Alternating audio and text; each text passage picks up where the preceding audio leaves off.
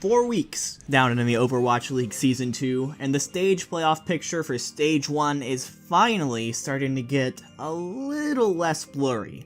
3 teams at this point have punched their ticket into the stage playoffs, and 7 more teams have been eliminated.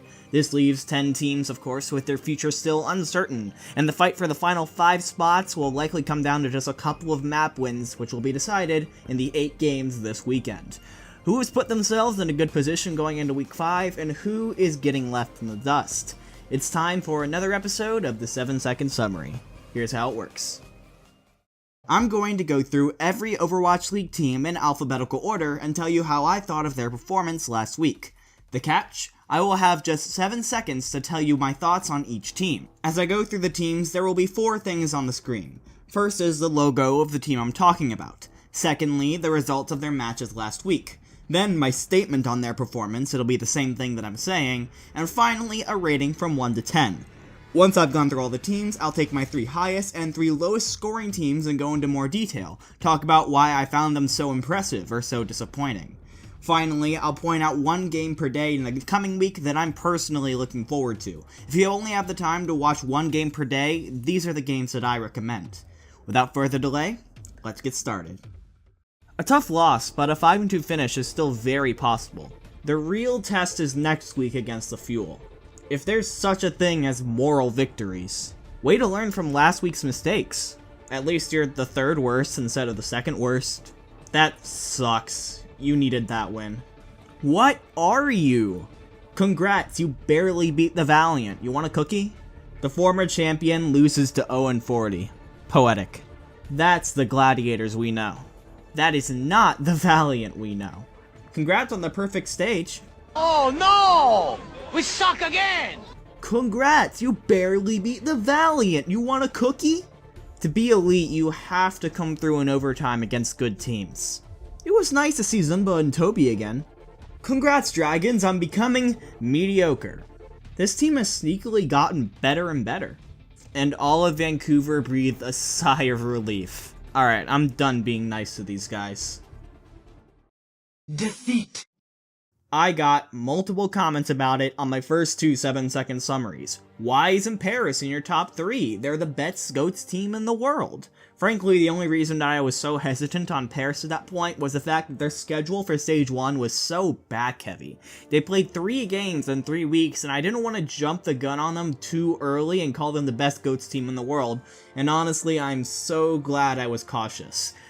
Looking at their schedule, they beat a London team that was basically soft-throwing because they thought Birdring was a good Zarya, and an LA Gladiators team that was still figuring a lot of stuff out. Since then, the Eternal have suffered a 3-game losing streak and were just able to break an 11-map losing streak when they took Dorado from the Shock. What happened here? Well, as of right now, it seems like one of the biggest culprits for Paris' struggles is on the Zarya. In GOATS, of course, Zarya is a character that is expected to do a large percentage of the damage, and when you look at the elite teams in the league right now, they all have superstar Zaryas, Nene, Seominsu, Ivy, Sinatra, etc. Soon has not looked like an elite Zarya. He is ranked 19th overall in damage for 10 minutes, and 16th overall among Zarya players with more than 1 hour played. It hasn't been great. And the Eternal obviously know this, as this week they decided to swap in Shadowburn to play Zarya, and frankly, I'm not sure which I like better. Neither has been super impressive, but it's worth noting that Shadowburn has faced tougher opponents so far. It's also worth mentioning that I haven't been super impressed by the tank line of Benbest and Finzi. They were pretty consistently getting outplayed by their opponents' tank lines as of late. Currently sitting at 2-3, the Eternal need to pull off 2 wins against the Justice and the Fusion this week to even have a chance at the playoffs. However, even if they don't drop a map all week, they will still only have a +1 map differential, meaning they would need some help to make stage playoffs this time around. Victory. Listen, I get it. They lost. The Chengdu Hunters lost their game against the Vancouver Titans this week. They fall to 2-4 on the season and are eliminated from the stage playoffs. As far as pure numbers, this was not a very good week for the Chengdu Hunters. However, once the dust had settled and the game was over, were people talking about how well the Titans played and how they were able to bring it back in games 4 and 5? No, of course not. Even like 4 days later, people are still talking about how well the Hunters played, how close they were to taking it all. The Titans may have won the game officially, but if you only heard the talk afterwards, you would have thought that the Hunters won. In a meta that is slowly becoming more and more GOATS dominant, the Hunters are the one team that refuses to conform with everyone else. They come out with these crazy ham and triple DPS comps, and they are dang good at them, and it really did confuse the Titans. But probably the most crazy thing in that game was when the Hunters actually decided to take on the GOATS v GOATS matchup, where Among proved that, surprise, he'd been hiding a good Rhine this whole time. He absolutely destroyed Bumper, who admittedly looked a little off his game in the Rhine v Rhine battles for most of Route 66, and had 30 shatter stuns throughout that map. It was just one of the greatest individual performances by Reinhardt that I'd seen in a very long time. I also think shoutouts have to be given to Bacon Jack, who came in and showed in that game that he still has it and could very well be this team's star hit scan specialist. Jinmu has pulled off some insane highlight plays on Hanzo and Pharah.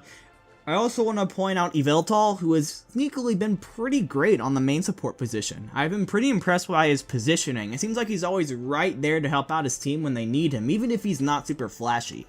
What the Hunters gained last week was the most pronounced moral victory I think I've ever seen in the Overwatch League. They are the most talked about and beloved team at this point in the season, and because of that, I cannot possibly leave them out of my top 3 this week. Defeat. Listen, Justice, I've tried. I've tried to be lenient with you. I know how tough your schedule is for this first stage, and I know that the fact that you've been consistently taking a map off of some of the top teams in this league is impressive, but I just can't keep you out of the bottom 3 anymore. Seoul was looking like one of your more winnable games of the stage, and when they take out what is essentially their B roster and barely break a sweat in the first 3 maps, I just can't excuse it anymore. Records aside, schedules aside, if I called the Washington Justice the worst overall team in the league, I don't think many people would argue with me. Here's the thing about the Justice that I don't understand. When I watch them play, they're actually pretty good at just dry goats with no ults involved. The Justice have a very passive style with their codes comp, and that's not a very bad thing in itself. They seem to have a good understanding of where to position themselves and how to engage an enemy. However, when another team tries to aggress on them, they don't disengage or even really aggress back.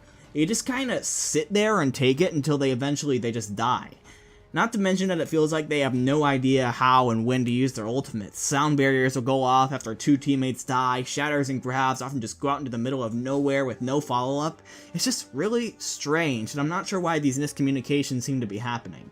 Strength of schedule is something to be taken into account, but as of right now, I just can't see the Justice reliably winning against any team. And if that's not a reason to put them in the bottom 3, I don't know what is. Victory. Am I a psychic or what? Okay, so I said the Gladiators needed a few weeks to gel, and not just one, but I mean close enough. For the Gladiators, a 1-6 stage was looking very likely going into this week, but they banded together. Whatever communication issues they had seemed to be gone, and all of a sudden the Gladiators were a force to be reckoned with, pushing past the charge and the rain with relative ease. Honestly, I think a lot of the Gladiators' recent success, especially on the GOATs, was Roar re-establishing that synergy that he had with Decay from their days on Chengdu Panthera. The communication between a Reinhardt and a Zarya with the bubble usage is key in GOATs on this level, and with Decay by his side, we've seen Roar reach a level that he wasn't able to reach with Surefour. I also have to give it up to Hydration. I called him out a while ago on his over-aggressive Brigitte play, but he seems to have dialed it back a bit and did a much better job of playing with his team this week. Shaz and Big Goose are still a top tier support duo in my opinion, that hasn't changed. And with all of that, this is all of a sudden a very flexible and lethal team. The Gladiators may have missed out on the playoffs this time around, but they should be one of the scariest teams going into Stage 2, and for good reason. With momentum now on their side, the shields are up once again. Defeat.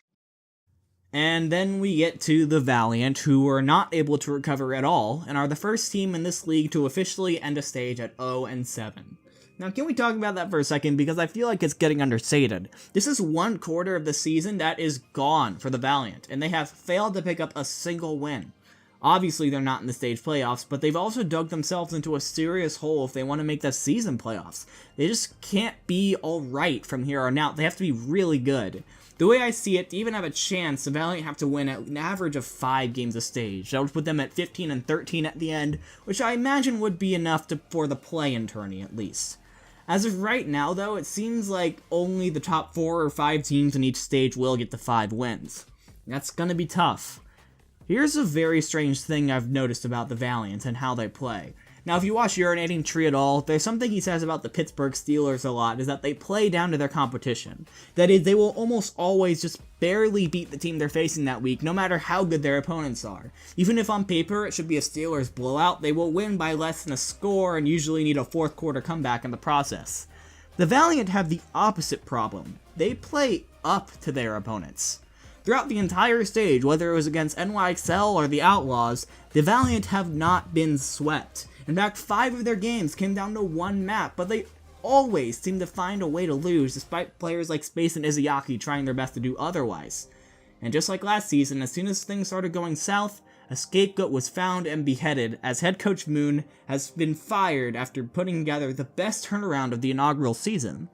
Obviously, the Valiant's goats were really bad, and they seem to fundamentally misunderstand how to engage and disengage and use ults, and frankly, Kuki has not been very impressive on Lucio. I'm not saying I don't agree with it, I just wasn't expecting it. I mean, to be fair, the Valiant were in a similar position last year after Stage 2, and they managed to turn it around. It's way too early to count them out just yet, but these are dark times for the green and gold. Victory! As I mentioned at the beginning of the video, 3 teams have punched their ticket into the stage playoffs. The first 2 teams to do this didn't come as much surprise, and NYXL and the Vancouver Titans are still both undefeated, and no one was expecting them to not make it after week 2 or 3. However, the third team is a bit more of a wild card, and has very much been laying low in the eyes of the audience throughout the Overwatch League so far, and that of course is the Toronto Defiant. The Defiant have been on a tear lately, winning 3 games in a row and 4 of their last 5, and their mixture of Overwatch League veterans and rookies has been paying off so far. As of right now, the 2 players who have deservedly been getting a lot of the spotlight have been Ivy and Neko. Ivy was hyped up a lot going into the season. His performance against the Uprising a few weeks back was pretty legendary. I mean, he was lapping Color Hex and Ult Charge on his grab. How often do you see that?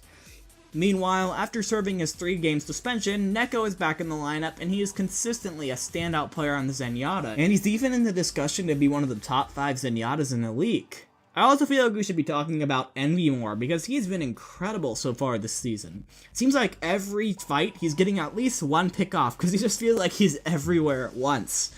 Something else I've noticed about the Defiant is that they have this ability to pull off these Grav Bomb combos. They always seem to know when the other team has used all of their resources, and Yakpung is one of the best Rhynes in the league when it comes to taking the opposing Rhyne out of the situation, either with a shatter or a well-timed pin. This has resulted in at least 1 3k or 4k Envy Bomb per game. The Defiant look better and better every time they go out on the stage, and have shown an ability to clutch out when they need to. They could pull off some upsets in the stage playoffs if other teams aren't careful. On Saturday, I think the game to watch is definitely going to be the Seoul Dynasty versus the London Spitfire. The Spitfire dug themselves into a hole early on the stage and are desperate to dig themselves out. However, after a painful loss to the Dragons last week, the Spitfire are vulnerable once again to the Seoul Dynasty, who are looking to qualify for their first stage playoff in franchise history. After sitting most of their main roster for the game against the Justice last week, you'd have to imagine that the Dynasty have been preparing for this for 2 weeks. This is very much a win-or-go-home situation for both teams. On Sunday, I'll go with the Philadelphia Fusion versus the Paris Eternal. This is, in my opinion, the game that has the most on the line for both teams. If the Eternal are able to get the win against the Justice the day before, which they should, any playoff hopes will be riding on this. Meanwhile, the Fusion can't let their guard down. If they let themselves get swept by the Eternal, they will be sitting at a -1 map differential, which I don't feel like will be enough to make the stage playoffs even with a 4-3 match record. And that'll do it. With 1 week left in the first stage of the Overwatch League, who do you think is in the stage playoffs? Also, what do you think about the new hero Baptista and the huge PTR patch set to drop next week? And how do you think it'll change how the game is played in Overwatch League? Let me know in the comments. As always, if you're new here and you like the video, please leave a like, subscribe. It would mean a lot as I make Overwatch League content at least once a week. Until next time though, that's all from me. Don't get tilted.